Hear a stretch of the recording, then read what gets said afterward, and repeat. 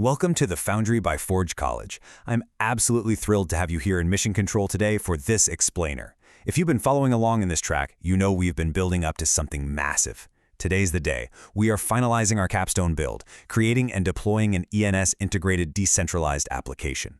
We're literally moving out of the assembly hangar and pushing this thing out onto the launch pad.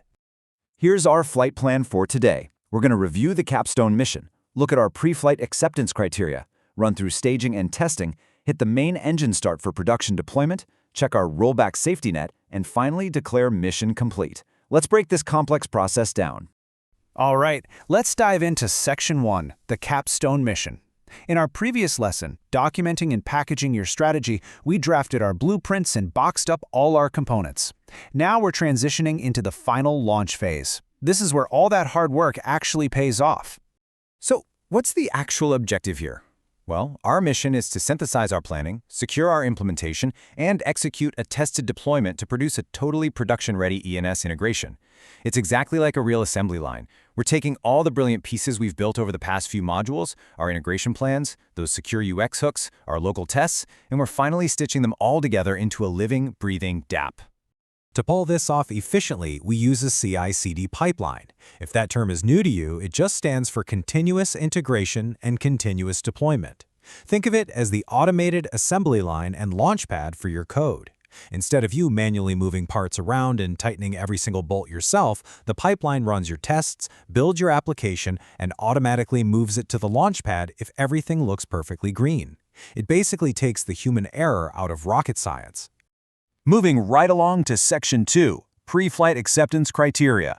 Look, just like NASA wouldn't launch a rocket without a massive checklist, we are not launching our dApp without proving it is completely safe and ready for the public. Here are the 5 critical pre-flight checks Mission Control requires to be green before liftoff. First, live ENS resolution. Our app absolutely must successfully translate an ENS name, something like alice.eth, into a real Ethereum address. Second, secure UX and backend checks. We got to ensure no malicious inputs can sneak through.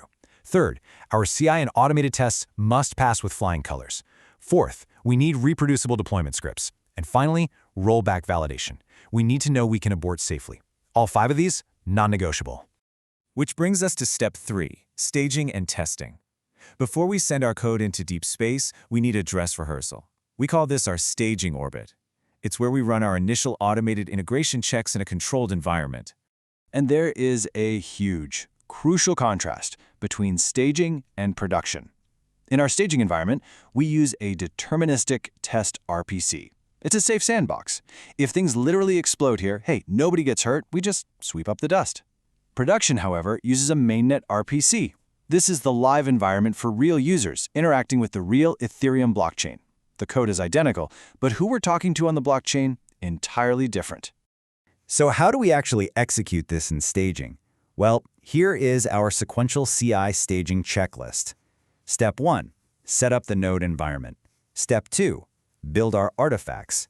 Step 3, deploy those artifacts to our staging sandbox.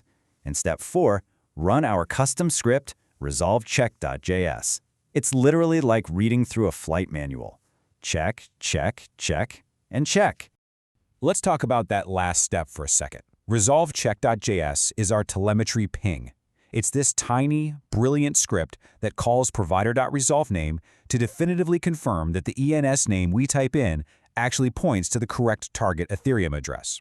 If this script fails, the pipeline halts immediately. No ping, no flight. Alongside our telemetry ping, we run E2E tests, end-to-end tests. This is our final simulation check before the real flight.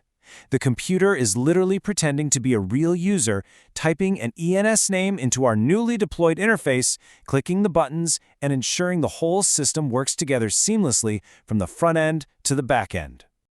Okay, once staging passes and we get a manual thumbs up from the flight director, it's time for the main event, production deployment. Main engine start. Now, this brings us to a vital concept, the deterministic artifact. When we deploy, we don't just, casually copy-paste files over. We deploy a perfectly reproducible software build tagged with a fixed version, hash, or timestamp. If you build it today or next Tuesday, you get the exact same result. No unexpected behaviors, no ghost in the machine, no surprises. This is absolutely mandatory for a safe launch. Our production sequence looks incredibly similar to staging, but the stakes are real now. 1. Manual CI approval. A human actually clicks approve. 2. Deploy to production. 3. Mainnet RPC verification. We run that exact same telemetry ping, but this time against the live Ethereum mainnet. 4. Capture the CI artifact for our records. It's the exact same verification, just with live ammunition. But, as we all know, things don't always go according to plan. That brings us to Section 5, the rollback safety net.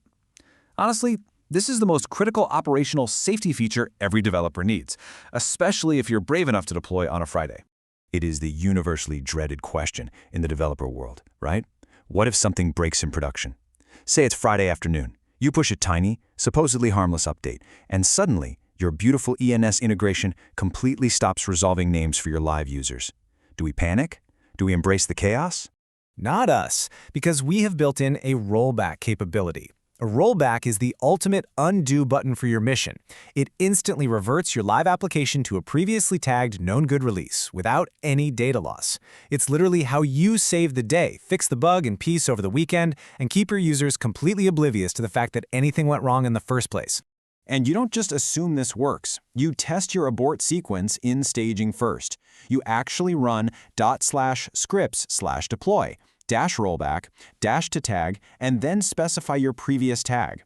Proving that your undo button actually functions is a strictly mandatory requirement before we ever sign off on this capstone. Which brings us to the final section, mission complete. You've planned, you've staged, and you've successfully launched. It is time for the debrief. To formally complete this capstone, you'll compile a report.md file containing 4 key deliverables: your repository link, your live URL successfully resolving ENS names, your CI logs showing that beautiful green passing badge, and your rollback evidence proving your abort sequence works. Provide these, and your reviewers can declare your mission a verified success. So, what's next? Well, now that you have a rock-solid deployed ENS identity layer, you've laid the absolute perfect foundation for our next topic: what are soulbound tokens? We'll be exploring persistent on-chain identity primitives that attach directly to the decentralized identity structure you just launched today. It's going to be fascinating. I will leave you with this final thought.